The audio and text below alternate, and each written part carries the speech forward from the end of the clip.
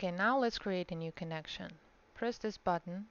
Here you see the very short instructions. You need to go to settings on your phone, go to link devices, then link device, and scan the QR code here on a screen.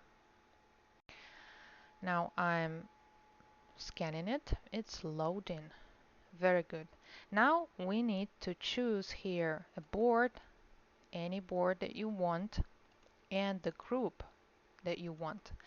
This will help you to organize and track interactions effectively. So any new contact on your WhatsApp number will go straight to this group and this board. Okay, if you have managers, you can choose them if you want. Here you can choose if you want or not working with groups, group chats. Here you also can read about it. After all is done, you need to press save.